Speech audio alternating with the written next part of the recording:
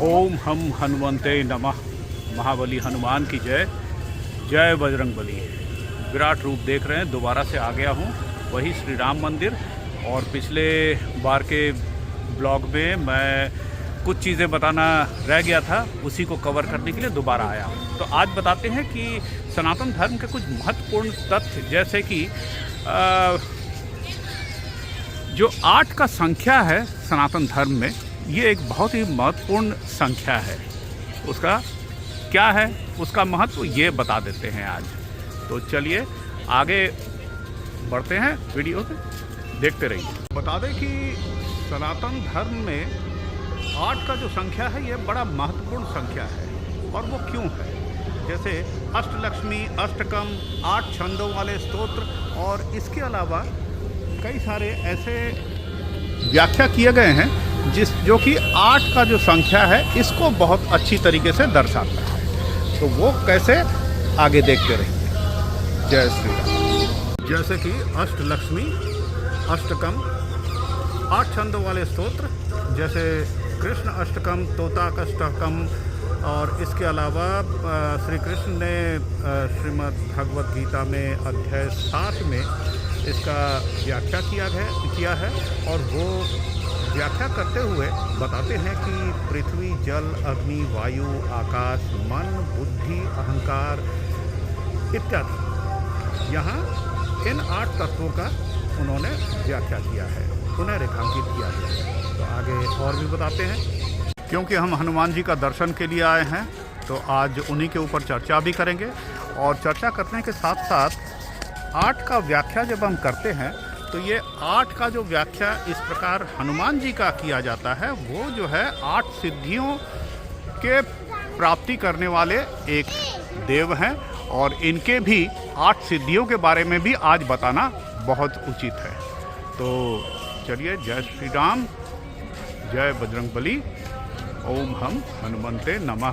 पहले तो ये भी जानना ज़रूरी है कि ये सिद्धि क्या है। ये सिद्धि शब्द का परिभाषा जो है उसको किस तरीके से व्याख्या किया गया है। और सिद्धि का मतलब है प्राप्ति या उपलब्धि।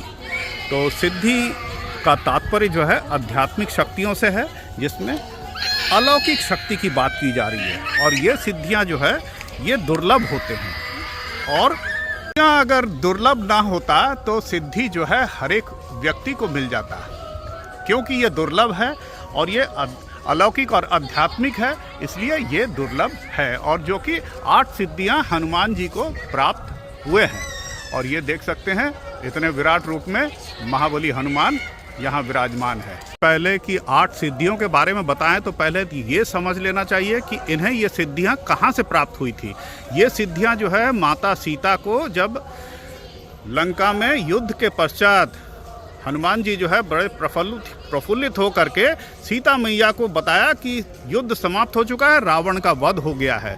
तो सीता माता जो है फूले नहीं समाई और उन्हें बहुत सारे फल दिए खाने को, और उसी के साथ ही 8 सिद्धियां उन्हें प्राप्त हो गया।